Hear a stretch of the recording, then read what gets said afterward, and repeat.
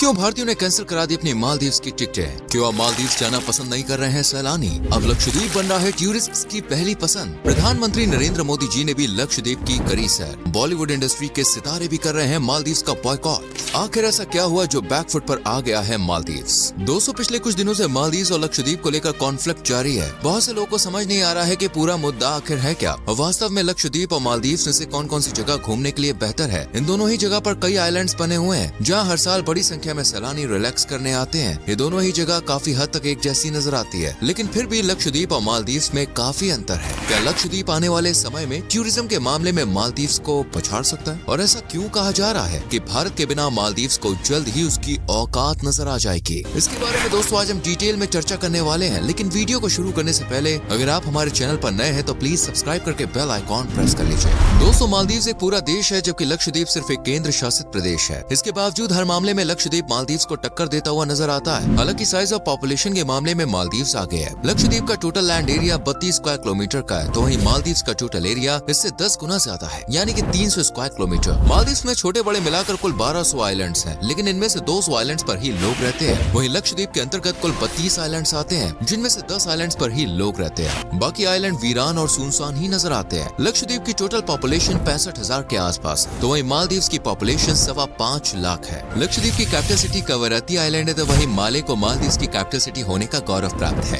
इन दोनों ही जगह की जीडीपी दोस्तों काफी हद तक टूरिज्म पर निर्भर करती है। इसके अलावा दोनों जगह नारियल की खेती बड़े पैमाने पर की जाती है। सी फूड की सप्लाई भी मालदीव्स और लक्षद्वीप से की जाती है। चलिए पहले लक्षद्वीप और मालदीव्स के इतिहास के बारे में जान लेते हैं। लक्षद्वीप का इतिहास हजारों साल पुराना माना जाता है। 3000 साल से भी ज्यादा समय से यहाँ पर लोग रह रहे हैं। राजा चेरमन पेरुमल को आधिकारिक तौर पर इस आइलैंड को बसाने का श्रेय दिया जाता है। इस समय पर यहाँ पर हिंदू और बौद्ध राजाओं का वर्चस्व हुआ करता था। पुर्तगालियों से लेकर मुगलों तक ने इस आइलैंड पर अपना कब्जा किया। यह आइलैंड दोस्तों समुद्री मार्ग के बीच में आता था और अरब व्यापारियों का यहाँ आना जाना लगा रहता था। उन अरब व्यापारियों के कारण ही यहाँ पर इस्लाम धर्म का प्रचार प्रसार किया गया। साल 1956 में यह आइलैंड भारत का एक केंद्र शासित प्रदेश बना। वही बात करें मालदीव्स की तो इसे बसाने का श्रेय भी एक भारतीय को ही जाता है। इतिहासकारों के मुताबिक 270 ईसा पूर्व के आसपास कलिंगा के एक राजा ने मालदीव्स पर अपना साम्राज्य स्थापित किया था और यहाँ पर बस्ती बसानी शुरू की थी। 12वीं शताब्दी तक यहाँ पर हिंदू राजाओं ने राज किया और उसके बाद लोगों ने बौद्ध धर्म अपनाना शुरू कर दिया, लेकिन आज भी यह पूरी तरह से इस्लामिक राष्ट्र बन गया है। मालदीव्स की 98% आबादी तो वहीं लक्षद्वीप की 96% आबादी मुस्लिम समुदाय की है। मालदीव्स में सबसे ज्यादा दिवेही भाषा का इस्तेमाल किया जाता है, जिसे मालदीवियन भी कहते हैं। ये लैंग्वेज काफी हद तक दोस्तों तमिल और सिंघाला लैंग्वेज से मिलती जुलती है। वहीं लक्षद्वीप में मलयालम भाषा सबसे ज्यादा बोली जाती है। गौर करने वाली बात यह है कि दोनों ही साउथ इंडियन लैंग्वेजेस हैं। दोनों जगह तमिल कल्चर के लोग ही सबसे ज्यादा रहते हैं। अब तक आपने देखा होगा कि कई मामलों में दोनों जगह एक समान है, लेकिन दोस्तों जीडीपी के मामले में मालदीव्स लक्षद्वीप से कई गुना आगे है। पर कैपिटा इनकम के मामले में मालदीव साउथ एशिया का सबसे अमीर देश माना जाता है। यहाँ के लोग की सालाना प्रति व्यक्ति आय $12,000 है, तो वहीं लक्षद्वीप के लोग की सालाना आय $2,500 है। वैसे जीडीपी के मामले में दोनों का कंपैरिजन बेकार है। एक यूनियन टेरिटरी और एक देश का कंपैरिजन नहीं किया जा सकता। हाँ, करना है तो मालदीव्स को दिल्ली मुंबई जैसे शहरों से कंपेयर किया जा सकता है और इनके आगे मालदीव्स की कोई औकात नजर नहीं आती है। अब आपको बताते हैं कि आखिर मालदीव और लक्षद्वीप को लेकर विवाद क्यों शुरू हुआ। असल में कुछ दिन पहले हमारे प्राइम मिनिस्टर नरेंद्र मोदी जी ने लक्षद्वीप में कुछ 1156 करोड़ के इंफ्रास्ट्रक्चर प्रोजेक्ट का इनॉग्रेशन किया। साथ ही में उन्होंने स्नॉर्कलिंग की और लोगों से लक्षद्वीप आने की अपील भी की, जिससे लक्षद्वीप के पर्यटन को बढ़ावा मिल सके।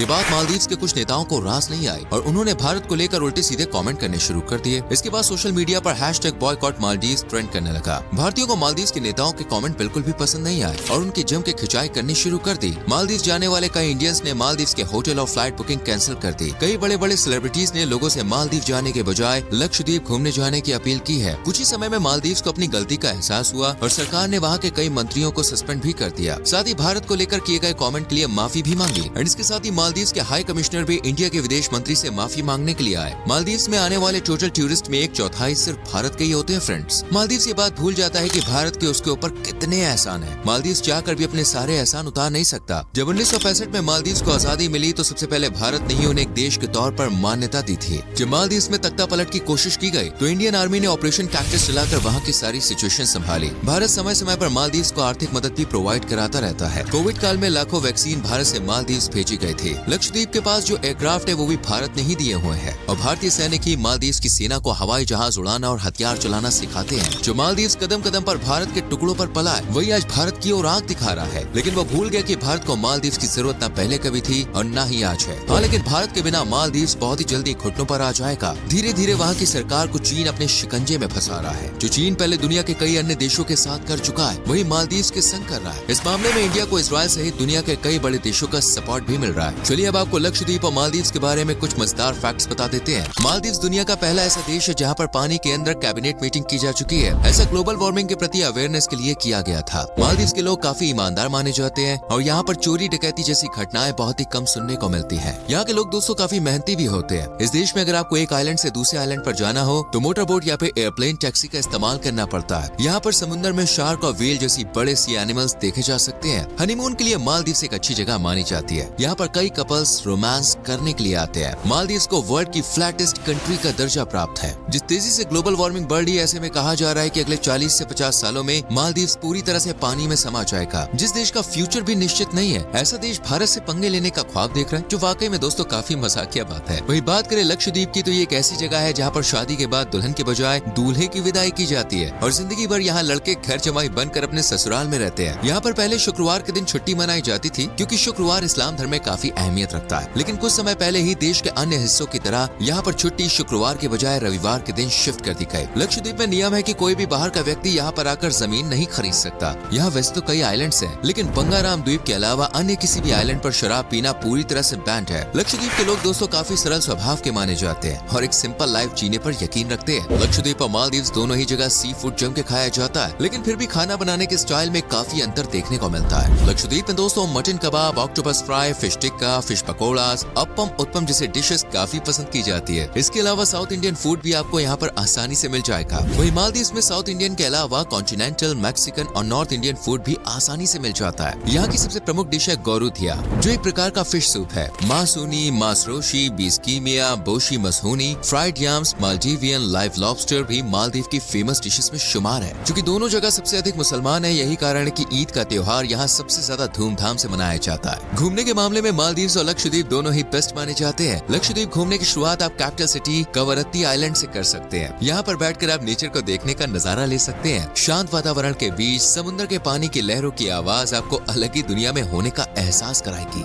यहाँ पर दोस्तों कई म्यूजियम्स और शानदार रिजॉर्ट्स बने हुए हैं। वही अगत्ती आइलैंड भी आपको खूब लुभाएगा। ये आप चंद घंटों में पैदल ही घूम सकते हैं। इसके बाद मिनिकॉय आइलैंड जा सकते हैं, जो लक्षद्वीप का प्रमुख आइलैंड है। इस आइलैंड का मुख्य आकर्षण का केंद्र एक लाइट हाउस है। इस लाइट हाउस के टॉप से आप पूरे लक्षद्वीप का खूबसूरत नजारा देख सकते हैं। साथ ही यहाँ पर सफेद रेत के बीच आप जम के बॉस मौज मस्ती कर सकते हैं। वैसे तो लक्षद्वीप के सभी आइलैंड्स पर सनसेट और सनराइज का खूबसूरत नजारा देखा जा सकता है, लेकिन जो बात बंगाराम आइलैंड की है ना, वो अन्य किसी आइलैंड की नहीं है भाई। पूरे लक्षद्वीप में सबसे खूबसूरत सूर्योदय और सूर्यास्त का नजारा आपको इसी आइलैंड पर देखने को मिलेगा। साथ ही यहाँ पर आपको स्कूबा डाइविंग के साथ साथ डॉल्फिन्स और अन्य मछलियों के साथ तैरने का मौका भी मिलेगा। वाटर स्पोर्ट्स और एडवेंचर एक्टिविटीज का भरपूर आनंद लेना चाहते हैं तो कल्पेनी आइलैंड और कैटमेट आइलैंड को अपनी विश लिस्ट में जरूर शामिल कीजिए। वही मालदीव की माले सिटी अपनी मस्जिदों और रंग बिरंगी इमारतों के लिए प्रसिद्ध है, जो सैलानियों का ध्यान अपनी ओर आकर्षित करने के लिए काफी है। माफुशी आइलैंड पर्यटकों के बीच सबसे अधिक लोकप्रिय है। यहाँ के रिजॉर्ट सबसे अच्छे माने जाते हैं। आप मालदीव की जितनी भी वीडियोस देखेंगे ना, उसमें इसी आइलैंड के रिजॉर्ट्स दिखाए जाते हैं। अदू सिटी भी टूरिस्ट के बीच पॉपुलर हो रहा है। असल में दोस्तों ये शहर हार्ट शेप का है और यहाँ चारों ओर आपको काफी शांति का अनुभव भी होगा। इसके अलावा banana reef, Vaadhoo island, sunset cruise, glowing beach, national museum, Hulhumale, Maldives victory, grand Friday mosque और आर्टिफिशियल बीच की सैर भी मालदीव में कर सकते हैं। घूमने के लिहाज से देखा जाए तो मालदीव और लक्षद्वीप एक जैसे ही नजर आते हैं, लेकिन दोस्तों बजट के मामले में दोनों काफी अलग है। मालदीव को सिर्फ अमीर लोग ही अफोर्ड कर सकते हैं, या आप यूँ समझ सकते हैं कि यहाँ पर लोगों को फिजूल में लूटा जाता है, जबकि लक्षद्वीप में आपको वही सारी चीजें काफी सस्ते दामों में मिल जाएंगी। लक्षद्वीप घूमने का बजट 40 से 50 हजार रूपए पर पर्सन का है, तो वही मालदीव में घूमने जाने के लिए 2 से 3 लाख रुपए आपकी जेब में होने ही चाहिए। एक और चीज लक्षद्वीप को मालदीव से बेहतर बनाती है दोस्तों, लक्षद्वीप जाने के लिए आपको किसी वीजा या फिर डॉक्यूमेंट्स की जरूरत नहीं है, जबकि मालदीव के लिए वीजा लगता है। हालांकि वीजा ऑन अराइवल है, लेकिन उनकी फीस जेब पर भारी पड़ती है बॉस। भारत सरकार जिस तरह लक्षद्वीप को प्रमोट कर रही है ना, उससे अंदाजा लगाया जा रहा है कि आने वाले कुछ समय में भारत का छोटा सा केंद्र शासित प्रदेश टूरिज्म के मामले में मालदीव को पीछे छोड़ देगा। तो दोस्तों ये थी मालदीव और लक्षद्वीप के बारे में पूरी जानकारी। उम्मीद करते हैं आपको ये वीडियो पसंद आई होगी। वेल आप मुझे बताइए, आपको मौका मिले तो आप किस आइलैंड पर जाना पसंद करेंगे, और क्या कभी इनमें से किसी आइलैंड पे गए तो अपना एक्सपीरियंस जरूर शेयर कीजिए। वीडियो को लाइक और शेयर करके चैनल को सब्सक्राइब कीजिए और बेल आइकॉन प्रेस करें, जिससे आने वाली वीडियोस आपसे मिस ना हो। सो गाइस, मिलते हैं अगली वीडियो में। Till then bye bye, take care.